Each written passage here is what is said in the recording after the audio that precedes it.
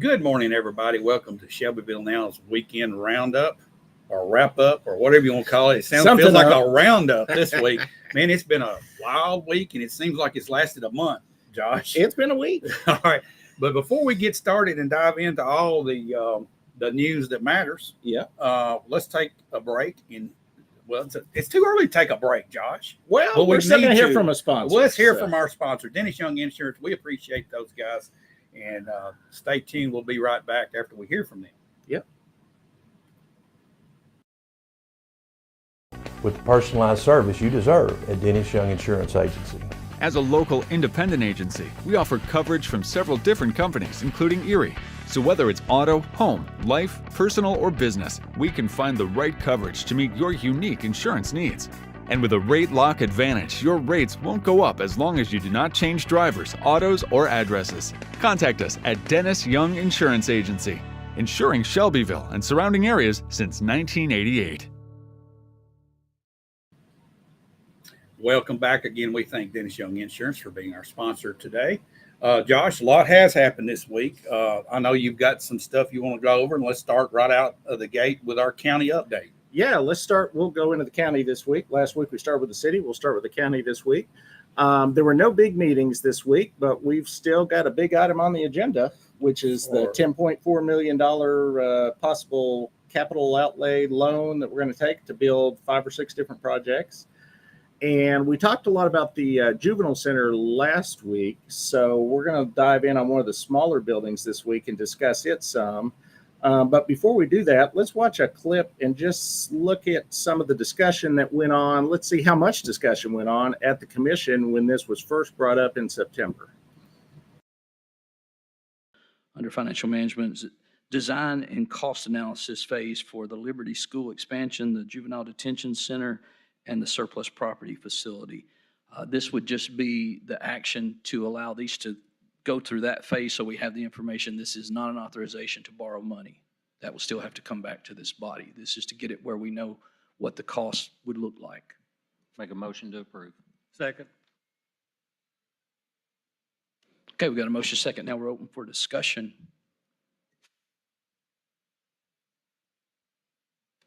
Okay, hearing none, seeing none. When your name's called, vote for or against. Okay, Josh, a lot of discussion taking place there. There was a lot of discussion that took place there. And as you might have heard at a couple other meetings, we heard that unanimously they approved to move forward with those projects.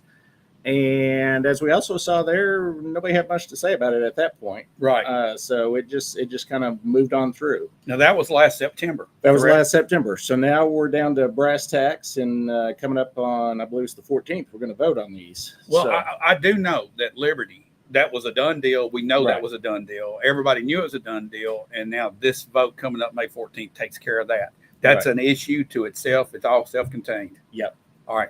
The rest of this stuff, though, is not. The rest of it's a little up for debate. We talked a lot, again, about the juvenile center last week. We looked at the numbers there. But one of the smaller items, smallish, I guess you could say, is the surplus building, which on the amount up for vote here in a couple of weeks is a $600,000 building. But at that September meeting in the packet, they gave out this typed up, I guess you would call this a quote, an estimate from Mr. Jeff Sweeney for that same building for $287,000. Right. And what company was going to do this? This was just his rough estimate. A couple things it says clearly is the way we've costed out above is a 50-year structure.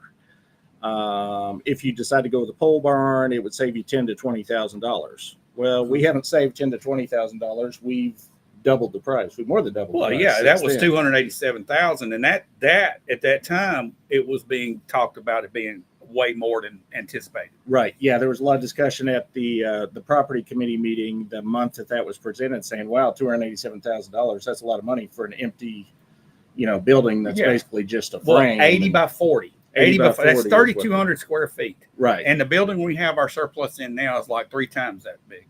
Oh yeah, at least. It's huge. That's the old workhouse, the old RC right plant building. And from what I understand, there's somebody that wants to buy that property possibly. Yeah, we talked about that last week as well. So But that building has, so it was $287,000 there. Which was too high. Which we thought was too high at Right. the time. It was $600,000 on what's up for vote. And then we got our hands on another document here, which this is an employment contract for Mr. Sweeney. He's our owner's representative now. And on this document, that building was $500,000. And this was dated September of 2023. Okay, so we got this thing moving around we there got, in every we got direction. a lot of moving numbers there. So I don't know Mr. Sweeney personally. I don't know. Do you know Mr. Sweeney at all? Oh, yes. Yeah. Yes, so he I've was talked my to him. county commissioner for 4 years. Okay. Back And- in 20, I guess he won in 2018. He was there 2018. for 4 years, and then he ran again. Yeah, he ran again in 2022, and the people of his district decided they weren't happy with him, I guess, because they voted him out. Right. So, but then our county executives decided maybe we don't agree with the voters, and they hired him. Right. So, What's the process to do that? I don't know what the process is. I'm assuming, I mean, he signed a contract, so we decided that he was going to go Yeah. out there. And the talk has been that he's saving us money on all of our construction projects. But the problem with the structure of this contract, which I don't think you'd never sign a contract like this as a business owner, is it's incentive based. Right. But the incentive is not how much money he saves us, but how much money we spend. Exactly. Yeah. And it could be a whole lot. And a lot of this gets into a shell game, basically. Yeah, It's pretty basically. much. You can. Yeah. You could, So- if you wanted to, manipulate this number. You could. So I'm going to I thought of a little football analogy the other day. I'm a Titans fan. You're a Titans fan, I hope. Oh, So, absolutely. yeah. So it'd be kind of like the Titans if they go out and they hire a guy, they get fired by another team. So we're going to say defensive players, free safety. Yeah. So they're like, we're going to pay you the league minimum, but we're going to give you an incentive contract. Yeah. But the incentive is we're going to give you $10,000 for every touchdown the other team scores. Yeah.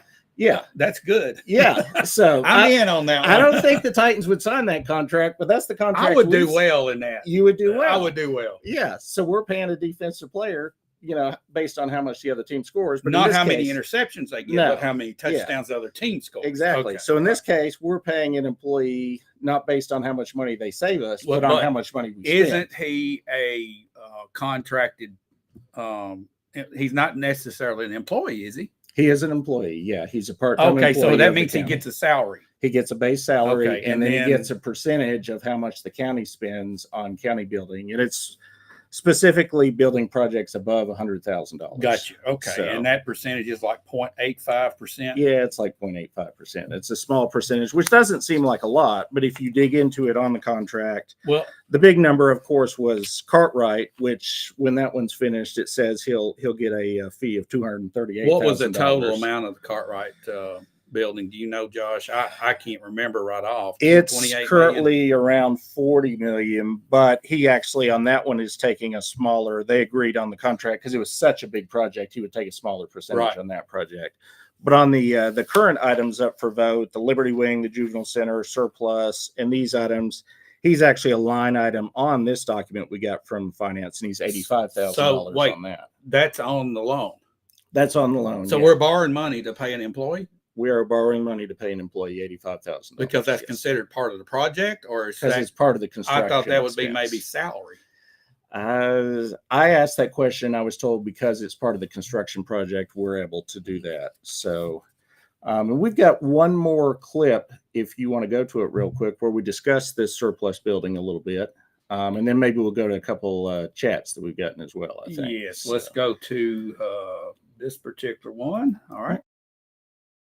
More that the quotes of what they thought the building was going to cost was enormous, and they thought we'd be better off to keep it where it was. And Right. And you'll still have that option, and I was going to, that'll blend right into what I was going to, if you're okay with it, because it's related to this. As you know, the commission, you were not able to attend, but the commission was unanimous, that was present, 16 of you, to go forward with juvenile detention, the Liberty School expansion, and to put the process in place for a small surplus facility. Now, at any point, these don't pencil out, if that's the way to think about it, because this phase is the due diligence, the cost, what would it look like, what do we see it, where would it be?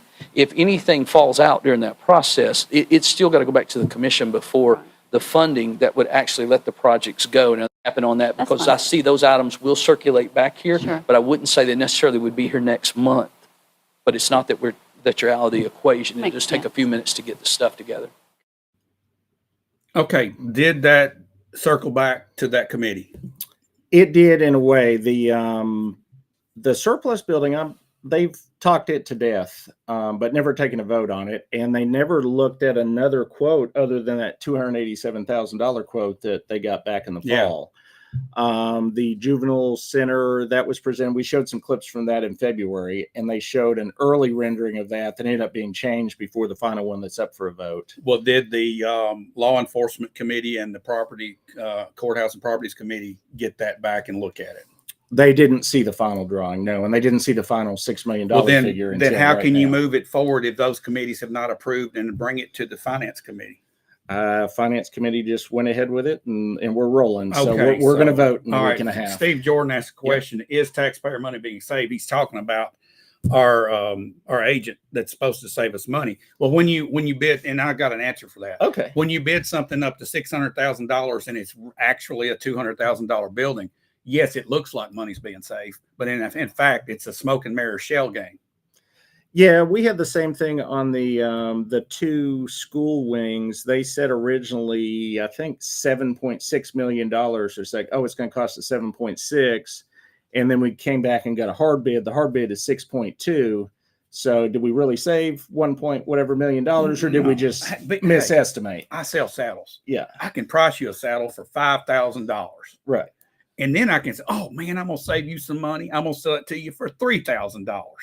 And then you're going to be all happy. And I just sold you a $3,000 saddle, you think, but it actually was a $1,500 saddle.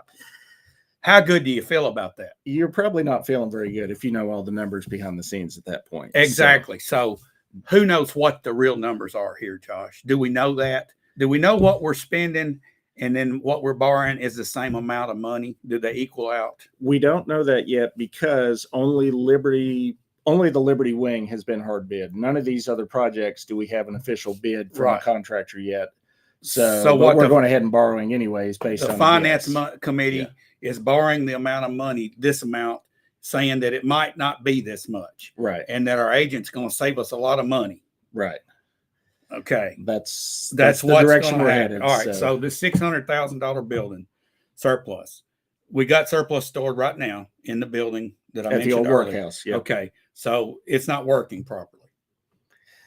It's a building. I don't know. I haven't heard now we hear a lot of complaints about the current juvenile building that it's in disrepair and falling Right, apart, right. but I haven't heard a lot of complaints about the workhouse building other than it's probably a lot more building than what we need for surplus. So it's too much building. it's probably too much. So building. it should be worth more than what we're going to spend on the next building. I would hope so. I mean, we supposedly have somebody that's interested in the building. It would be nice to have an offer from them of a dollar amount that we could compare to what we're spending on. You the know, new building. there's a lot of questions coming up right here, Josh. Yeah. And I think this gets to the root problem of where we're at in Bedford County government. You got a lot of questions, and it seems a lot of people have answered these questions somewhere nobody has seen. The decisions are like being made somewhere else than on the floor of the commission. And in some of these committees that are supposed to be handling this, for instance, the law enforcement committee should be involved and bring forth to the finance committee the situation on the juvenile detention center and on, well, the range. I don't know about surplus, but building, the courthouse and building, or whatever that committee's called, right. Yeah, courthouse should be directly involved in negotiations on this and talk about the needs and what we're doing and bring that to the finance committee. But instead, the finance committee is the committee that does all and knows all, evidently. At least where dollars are being spent at the moment. For Okay, sure. well, So, I got something to say about that, Josh, and I'm sorry. go right ahead. Listen, this county money is not the county government's money; it's the people's money. And Steve Jordan, is taxpayer money being saved? Well, saving money that's going to be spent frivolously is not a savings. Okay, if you save some of the money, you're not as frivolous as you were going to be. It's not a savings of money. That's kind of how Washington, D.C. operates. Until our government, from the top to the bottom, from the White House to the courthouse, gets a grip on the fact that this is our money, not their money, we're in trouble, Josh. Absolutely. I mean, there's a never-ending taxation that's going to take place. We're not getting represented, and this is our money. At some point, the people are going to get fed up with this, and they're going to fire everybody, or they're just going to quit paying their taxes and say, come get us. Right. All right, and that's a bad situation for any government to be in. At some point, some common sense has got to kick into gear. Oh, absolutely. And Where is the common sense, Josh? well, I'll tell you, just to point out a little bit of common sense, we want to give a shout out to, I think 4 commissioners have spoken out on this so far that we've seen in social media. Yep. Commissioner Eric Maddox, Commissioner Drew Hooker, Commissioner Diane Neely, Commissioner Anita Anita Epperson have all 4 put out public statements. On one of these statements, Josh, Yeah. this got me. Somebody asked, I think it was Anita Epperson, and I can't remember what the conversation exactly was. Have you gone to the people that you represent, the county employees or the county departments, and asked them what they need to do their job? And I had to respond to that. It's not her job to do that. She is representing her constituents. And when you put all of us constituents together, it's 51,000. Okay? We have a voice in this. One way or another, if you just completely ignore it like you're doing right now, there are repercussions coming. Yeah. And it might be slow, but they're coming.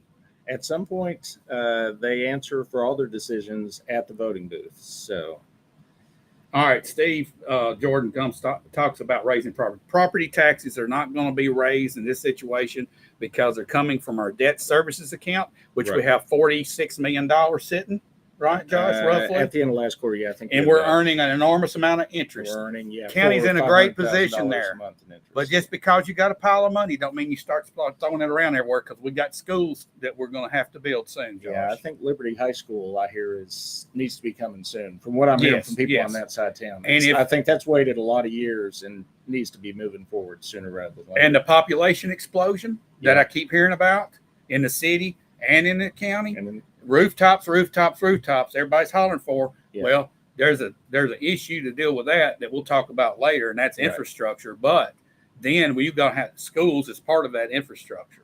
absolutely. So I can see in the next 10 years, we might need 2 or 3 schools. And then we're going to start slinging this money around. Even though we got it, we're going to borrow it because we get a better interest rate than what we're earning. Right. Right. And yeah, they're going to come out and say the state tells us we have to do this. What about that, Josh? The state tells us we got to do this. Well, Are you kidding? To spend the money in this particular restricted account, we actually can't transfer the money directly into a capital account and just spend it. We actually have to borrow money, use the borrowed money to build the building, and then pay back the borrowed Right. money. In a That's part of 3-year it. period.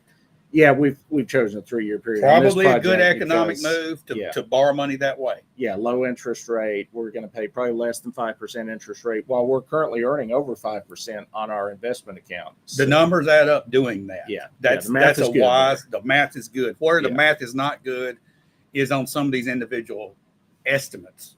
Yeah, some of these project numbers Are you that kidding we don't me? have bids on. Yeah. All right. My question is, when you're going to bid, get a bid, you should get bids from companies, and here they are, and Right. it's on their stationery, and you can see it, and these committees see it and say, well, we're going to pick this one.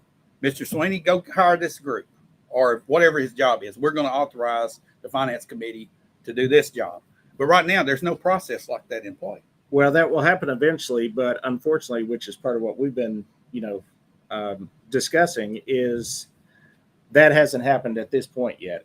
They're going to vote on the money and then get the bids, whereas we'd prefer they get the bids and then vote. Right. Having an actual hard bid would be Right. more than helpful. So- And there's arguments, Josh, on every one of these things. But Oh, the yeah, there's argument, positives to all of these. yeah, the projects. argument has already been settled on the school at Liberty. Oh yeah, Okay, no, Liberty I think expansion's if you way put that past out the- there, it's going to get an 18-0 vote in our commission. Sure. But when you attach it to this pork barrel stuff, potentially that's not needed. Some of it probably is, to the degree of the money that we're spending, probably not. Right. But there's no debate. Either you're for Liberty or against it based on this vote coming up. And that's leveraging our education of our kids to get pet projects pulled in. That's the way Washington, D.C. operates. And like I said last week, They have the approval rating of COVID. All right. Now that's where our county commissioners are. And the way I see it, we've got 18. We'll probably have 7 or 8 vote against this, not because they're voting against Liberty School, but because they don't think that the process is right. They want to talk about the rest of this and get an affirmative, not a maybe, not a it might be this, it might be that.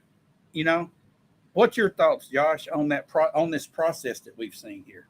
Yeah, I would like to see they're promising us an interest savings by doing it this way, by bundling it. I'd like to see an actual dollar figure. Why didn't we bid out 2 separate loans at $6 and $4 million and then at $10 million? I'm not, in the bond business or the loan business, but I would be surprised if it's more than a quarter or half. Well, let's bring it down. You did the football analogy. Let's talk about, you go buy a new GMC pickup truck from Newton out here. Yeah. And it's $70,000 on the price tag. Okay. And they have all this add-on to it that gets it up to $80,000. And then they say, if you buy it today for $80,000, we're going to let you save 0.5% of interest, Josh. Your payment's going to be just a little bit lower. But you can't afford a $80,000 truck, and you sign it anyway because you feel good about saving 0.5% of interest. Is that a wise financial decision? It doesn't seem like it would be. No. Okay. No, all it right. doesn't. Where's the common sense? We're looking for it. That's what we're here for. Every week we're trying to find it.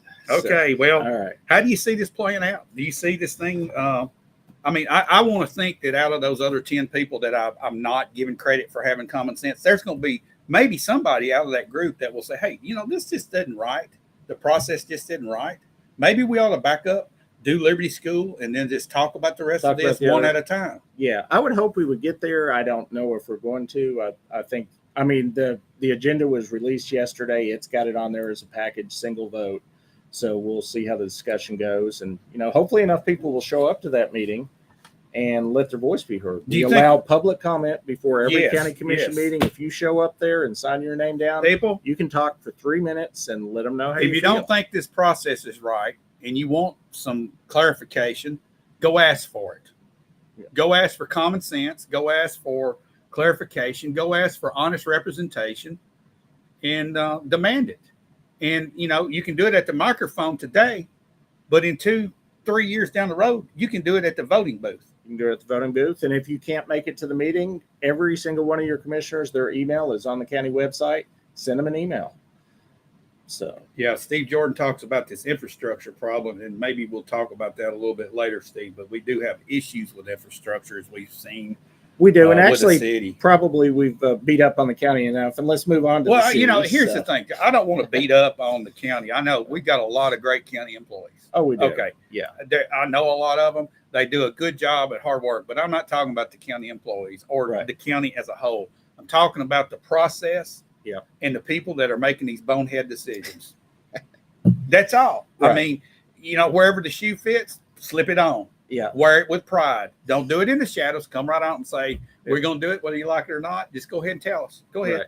And then the voters can figure it out. Yeah. They'll make their decision. Okay. In a couple I'm off years, my soapbox. So. Let's move to the city. We'll move to the city. We'll beat up on the city for a minute. So Tuesday evening, we had the city study session. And very early on in the meeting, kind of out of the blue, we got a presentation from Mr. Jason Reese at Shelbyville Power, Water, and Sewer Systems. Oh, my goodness. Yes, that's a mouthful. I never get that right.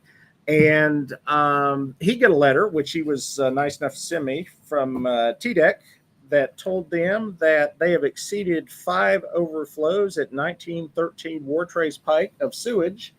And as a result, they get to put on a self-imposed moratorium on sewer connections that in any way reach that pumping station on Wartrace Pike, which, as he told us at the meeting, was basically anything east of North and South Hillcrest Drive, which runs off Madison Street. That used to be the old Kangaroo Market, I think, on the corner there, and it's the road that goes by the old industrial uniform and goes out to Cooper Steel. Yeah. So basically, anything east of that to the city line, city limits. Yeah, they're not allowed to. Now, the key with that, as some people pointed out in the comments, we've already got that really big townhome development going in behind Circle K. Because that's already approved, they can continue. He actually, I think there was a number 140. Wasn't there a cutoff date on this? Yeah, April 22nd. Anything that had already been approved by April 22nd was allowed to continue, and they'll be able to go forward. But if you want to develop a new piece of property over there, currently the city can't approve it right now. This is mind-boggling to me. Okay, I mean, all these developments have been talked about. From what I've heard, we're good to go. We're good everywhere. Now this comes flying in out of left field and hits us upside the head, and the city council is hit with this, and it's like, oh wow. Well, that's the question that gets raised: is before April 22nd, if you would have asked anybody at Shelbyville Power, are we good to build a building here on Madison Street in this location? They would be like, oh yeah, we've got plenty of capacity. All right. But then the state steps in and says, you don't have the capacity you thought you did. Okay. So that's the east side. Now we're doing all this on the west side. At what point on the west side do we get an overflow? And because these lines, and I've lived here all my life, and I remember our neighborhood where I grew up is that close to you out in the Cloverdale, West Meadow subdivision area. Yeah. All those pipes were put in the ground, clay pipes, back in the 60s, early to mid 60s. All those homes were built. So you're looking at a 65, 70-year-old sewer line out there, okay? Mm-hmm. Same conditions, I'm sure, prevail out here on the east side in some of the older areas. It's maybe creating this. Those clay pipes, I know that there's some residents that said, hey, our sewer lines collapsed. Because you know how I know? I walk outside and there's an odor. You can smell it, okay? Yeah. So here's my question, Josh. How does the state of Tennessee know this and we don't? Do they have somebody down here spying on us, or what's the deal? I don't think they had a spy. I think they just looked at the reports and figured it out. Now, Mr. Reese wanted me to point out that since 2019, they've invested over $1.6 million in sewer rehab on the side of town, including a new pump station that now has the issue. So they've known in advance that things were coming, and they're working on it. They just obviously didn't get it fixed. So the city of Shelbyville and sewer rehab. Well, we were on that side of town. Now we're in extra sewer rehab because we got to fix this problem, or the state. That's the first term. That's the first I've ever heard sewer rehab. All right, so Josh, what does this do to future developments? Well, if you're on that side of town, it stops it. But if you're on the other sides of town, it's up for debate. I mean, they are telling us that they're good. I mean, he specifically said they're still good on the north side. They're still good on the west side. And that's where our big developments are coming up at, or on those sides of town. Speaking of, we had at that same study session, we started with 2 presentations from people connected with the Jennings Lane development that is up for rezoning at this week's city meeting. Thursday, right? Yeah, Thursday night at 6 o'clock. So we're going to watch a couple things they have to say, and then we're going to have some comments on it. Lots then do step down in size, but the big concern from residents was the materials. We wanted to make sure they weren't of certain materials, so we've specified brick, stone, a concrete board product like a hardy board on all those. And if we leave it as R1 to get 125 lots, which it is currently zoned for, it's all there, we're going to have to mow down everything.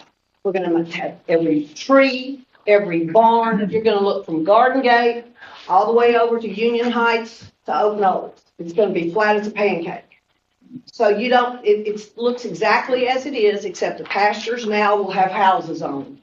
And there'll be 13 big houses on Jennings Lane with a side driveway, turn-in garage. All right, so then if we don't, and it stays like the back page that it's currently zoned, there's going to be 17 houses going along that road. That's how it's zoned. All right. We saw Amy Lee with some big pieces of paper there. What was she talking about? Let's go back to our first. Okay, so our first Mr. St. John, he mentioned there that the major concern of neighbors was the materials on the side of the houses they were going to build in there. Which no disrespect to Mr. St. John, but I live in that area, and I don't think that was our concern. Nope. They handed out this packet to city council people. It listed all the surrounding neighborhoods, the restrictions, the size houses they had to build, and nothing in this packet has anything to do with what the city's about to vote on this week.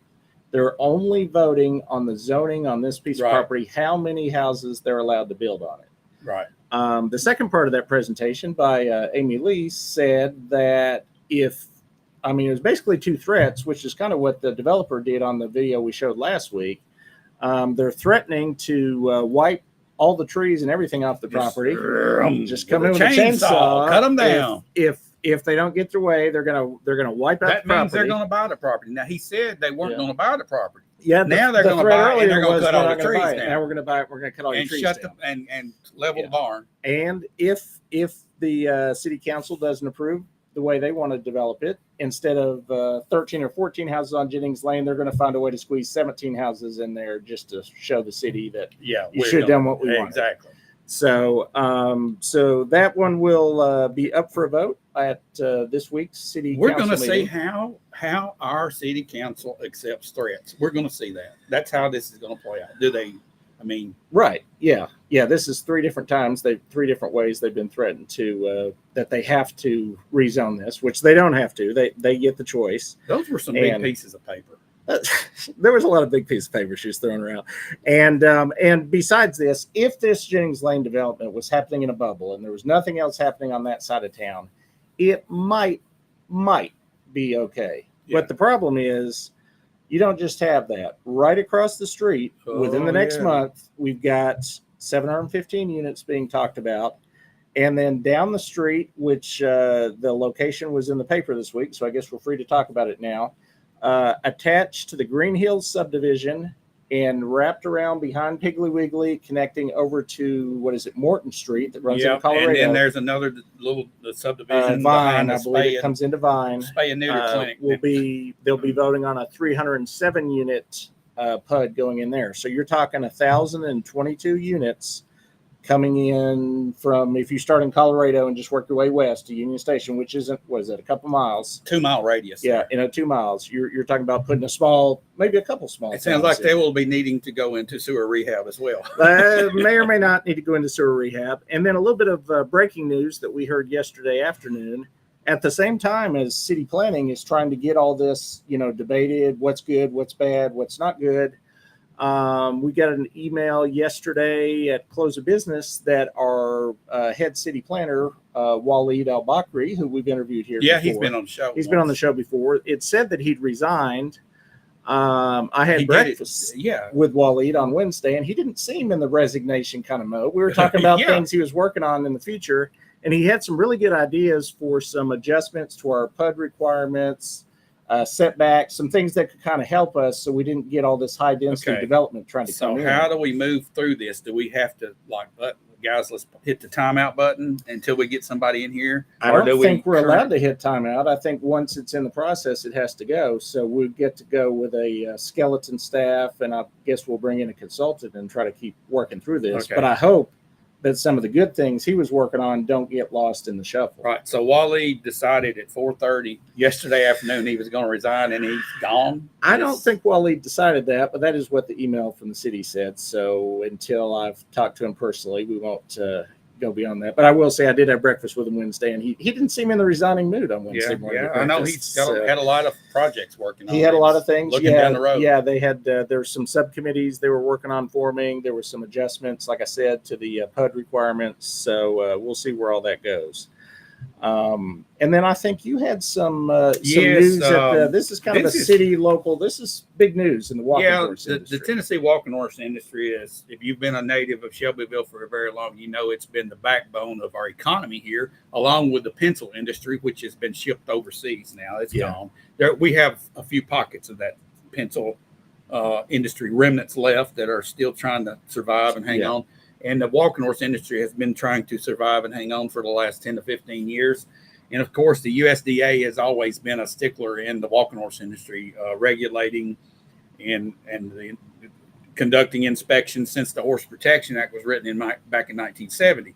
Well, now there's been a addition to the regulations that have been published or being published in the Federal Register, which would eliminate the Tennessee walking show horse as we know it. The pads, the built-up pads, and the action devices that the horses use to get the big lick will be removed, and the USDA will be inspecting in person every single horse at every single Tennessee walking horse show. So what's the big deal about that? Well, that would basically change the Tennessee walking horse as we know it. It would turn into something completely different and all indications are it would basically drastically reduce or eliminate our industry that affects the economy of Bedford County. So it's a big deal. It's probably the biggest news that we've had in 30 years in the city of Shelbyville, probably arguably in the top 5 news stories, and it's totally silent. I think it's an indication of how the industry has tapered off in the last few years. And we've got a lot of new people in town that don't know its heritage and how it really, and honestly, it doesn't get enough public publicity at the local level. There's more publicity out of this area for the walking horse industry in Shelbyville than actually comes from within, which that's kind of sad. I mean, it's been a big event here for so many years. And this week, Mr. Warren Wells, the CEO of Celebration, is going to come on and try to give some updates on where this stands and what the process is going to look like going forward. I'm quite sure that the industry will try to get an injunction on this, because once it goes into the Federal Register, it becomes law, or actually not necessarily law, but it becomes part of the regulations attached to the law, and it would go to effect February 1st, 2025. That's 270 days from the date that it's published. So we've got this time frame to try to get this reversed, and the industry's got to fight tooth and nail to do this. It's going to cost a lot of money and a lot of time, and it might be tied up in court if we can get that injunction from a judge, a federal judge, to hear and then go forth and hear a case. So it's a fight. It's a battle. The industry's fighting for its life right now. So it sounds like if they don't get the injunction, that there would be time for one more horse show, one more like celebration, one and, more, yeah, and then and the then one after that wouldn't look anything. It'd be Plan B. Yeah, You know, and I don't know what that looks like. yeah, It's completely different. So, big news. Hadn't heard a lot of people talking about it, and I just wanted to bring some awareness to it. Let everybody know that shoe has finally dropped. No pun intended. yeah, It's been coming for 15 years, and it's finally here. yeah. So yeah, and you'll be keeping an eye out for that for sure. And yeah. Warren Wells will be on this week to talk about it, and maybe he can give us some more insight as to what it's going to look like going forward. Yeah. Okay. And then one more thing at the city. On Friday, our Shelbyville Police Department released their April statistics. And for the month of April, they had 2,161 calls. That was 72 calls they respond to every day. That was down from 80 last month. They just started giving us these stats in January of this year. And this April so far was their fastest response time, which is just an incredible less than 4 minutes. If you call our police department, they get to you in less than 4 minutes. They're on it. That's crazy. I mean, I spent so many years living in Nashville where we had somebody broke into a neighbor's house. We stayed up all night. Literally, it was tomorrow before they got there. So that's well, that response time indicates that you have a little bit of comfort knowing that the police are coming quick. Right. And they're not just going to be coming there to show up and fill out a report after something's happened. They could actually be there on the scene when stuff's happening. Yeah. That's a good thing. It's comforting to know. Hats off to Shelbyville Police Department. Absolutely. Busiest day of the week in April was Monday. They got 370 calls on a Monday. Get this, man. Yeah, last month it made more sense. Last month I think it was Friday. Friday or Saturday. Friday, yeah. Friday night to me is the night that the crazy stuff happens. You would think so. Yeah, you would think Monday? so. I don't know what's going on Monday. Wow. Now, I will say that the highest call reason in the month unfortunately, has gone to traffic accidents. We had 100 traffic accidents that the police had to respond to in the city limits. Yeah, in 1 month. That's just in the city limits. That's just in the city limits. That's not out on the state highways where the county's responding. That's in the city limits. So we got a lot of traffic accidents. And well, and also speaking about our police department, Brian Cruz signed off for the last time. Yep. This last week, and I think it was last Friday. Right. And now we have a replacement for him. We Pat do. Mathis Pat Mathis has moved into that deputy chief spot. Yeah. And then Chucky Merlot has stepped up as well to Pat's spot. So, so we've got congratulations to those two guys. To them. Yeah. I know Brian's going to be missed tremendously. Oh, yeah. Yeah, definitely. He was a great asset. 24 years of service, and I hope to have him on soon just to kind of have a fun interview with him, let him talk about his career. Talk about his time in the police force, for sure. And then one more police stat. Our second highest, and this has been our highest in other months, unfortunately, was domestic incidents. We get a lot of call for domestic calls. We got 59 So was that an average two a day in April? Yeah, and So- if everybody would just keep it inside and not take it to the streets, maybe the police won't get called. Well, or maybe don't have domestic incidents. Yeah, Get along with your spouse, or yeah. no fighting. Buy Can we some- all just buy get some along? roses and Yeah, can we all just get along? So it's a sad commentary. it's a sad commentary.